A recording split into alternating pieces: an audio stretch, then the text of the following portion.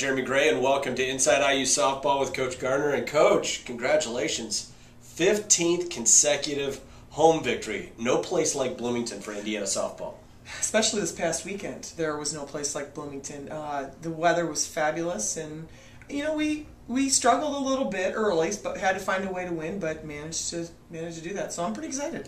You got it done with a bunch of victories, but earlier on in that spring break trip, you traveled to Norman, Oklahoma, and like you have always done as the head coach in Indiana, you took on strong competition and got your team ready for Big Ten play by playing the Oklahoma Sooners. Well, and we're 7-3 going into our Big Ten opener, and yeah, we picked up Oklahoma, played them 3 games. Struggled a couple of the games, just didn't really hit well, actually nothing was really going well for a couple of them. But we did put together a real good game against them, and we got beat 4-1. But we out-hit them that game. We actually were hitting the ball. So, and my theory has always been play the best to beat the best. Well, you mentioned that your team's hitting the ball, and I was going over some notes heading into this interview. 7 of your starters are hitting over 300 on the year. That'll get it done. It will get it done. And, that's kind of what we've been talking about is, offensively we need to keep doing what we're doing. And now we're just trying to, our pitching is getting better. I've said it all along, they're young, but they're starting to make some adjustments. And, if they can keep us in the ball game and keep the ball in the park, then, we have a chance to beat anybody. Well, you mentioned that your pitching is getting better. Laura Olson with now 9 victories on the year. She continues to improve. Well, and both of them have improved. And this past weekend it was get our ERAs down, we're trying real hard to 0-2, 1-2 counts, throw good pitches, and just work ahead in the counts, get the first out of the inning. I mean, all the things that pitchers do. But when you're young, sometimes that's not as simple as it sounds. And so really with Laura, it's kind of getting her in the thinking mode of that, how important that first out is. And Megs is the same way. So looking at your team, 15-13 on the year, heading into Big Ten play, checking out the overall records of most of the teams in the league, Indiana in the top half. Absolutely. And, statistically, we're in the top half in a lot of categories, which, to me is kind of what it's been about. And, it's maintaining that consistency through the Big Ten season, and, which we've prepared for. That's what our preseason's about. So now we're getting ready to start that. Well, looking at the weather, last year it was abnormally cold. It was cold and rainy all the way through the end of April. This year, 82 in the middle of March consistently. It's been nice weather for your team to get out, practice out on the actual field rather than in Mellon camp, and it's hitting weather too. Well, it's pretty amazing that we were able to get all of our games in this weekend, and it was gorgeous weather. In California, they got rained out. So, I mean, it is one of those things, and, we've been outside quite a bit, which has been great, and it's like it's Big Ten season. I'm a little scared now to see what's going to happen with the weather, but take it as it comes. Obviously, your team's putting the ball in play. When we mentioned that 7 of your starters are hitting over 300, they're also putting balls over the fence. Jenna Abraham pacing the field with 5 home runs on the season. Well, and I think collectively we've just done a better job at the plate. Jenna she's hitting the ball hard. Her issue is staying healthy because she's had a couple health issues here and there, but for the most part, I think really we have been so much more consistent. Our strikeouts are down, our batting average is up, and we are putting balls in play. Even against Oklahoma, while the score didn't show it, we were still putting balls in play.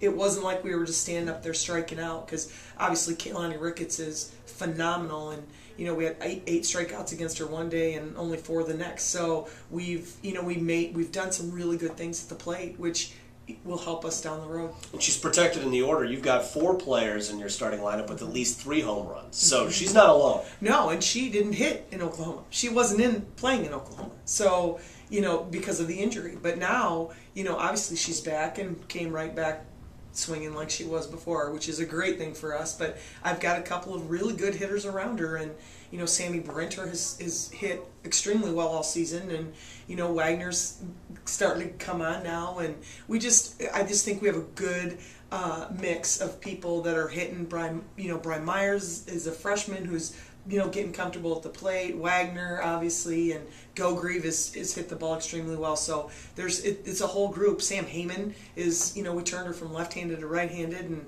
Sammy's starting to hit the ball now. So it's really kind of we just got to keep it going and stay consistent with what we're doing. you start off the Big Ten schedule. You got kind of a tough early go in the Big Ten schedule as you travel to Ohio State to take on the Buckeyes, and then you host Michigan, which is a perennial power. Well, I'm excited to obviously get started, and we're going to Ohio State this weekend. You know, they were down last year. This year they've got their pitcher's back, and they brought in another one, so they're a little bit better on the mound than what they were last season. And obviously Alicia Heron's absolutely tearing it up. So it's kind of just a matter of, and they've got a couple of the kids that are hitting pretty well. So keeping the ball in the park and making the right decisions at the right time. There are 3 seasons in the softball season. There's the non-conference earlier in the year where you're traveling a whole bunch, going to kind of exotic locations. Then there's the conference schedule, and then, of course, the postseason. How excited are you to finally get in to Big Ten play and take on, the teams that you're more familiar with? Well, it seems like it's been a long time coming, but, obviously we're in this part of the season, and I'm pretty excited because I feel like our preseason was kind of what I expected it to be a little bit. I knew with being young on the mound we'd take some lumps, but throughout that we've gotten better defensively. We've gotten, we're hitting the ball well, and our pitching is coming around. So it's the right time to be going in that direction. We're facing a tough Big Ten schedule, and the bottom line is anybody can beat anybody, and it's been all over the country this year. Scores have been kind of crazy, so it's the time. You mentioned the word tough. How about Nate Wiekers? Here today, he's holding up that camera the entire time. We're going to keep talking to make it harder and harder for him. It has yet to start shaking, but not too many media relations contacts have the strength in the arms and through the chest to be able to hold a camera that long.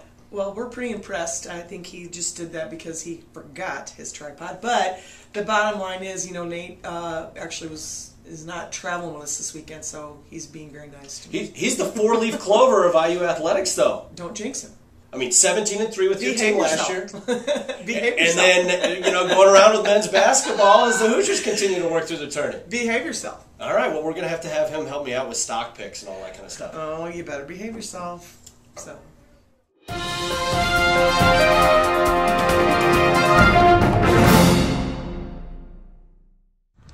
All right, we're out here in center field at the IU softball field, also known as Heyman Island, with center fielder Samantha Heyman. Thanks for joining us today here, Sam. Thanks for having me. All right, first we'll talk out here defensively. You've roamed the center field for 3 years. Talk about what drives you and what you enjoy about playing center field here. What I enjoy most is making really good catches, because I feel that it changes a lot of the momentum of the team, and I feed off of it in my offense, and it really gets me to really get into the game. So getting a lot of balls, it helps. You've had a couple pretty outstanding catches this year. Maybe got turned around on them a little bit, but was able to find it at the last second. One out in Fullerton and then one this past weekend here. Just talk about those plays. Is that just kind of natural ability taking over, or there's drills that you do to do that kind of stuff?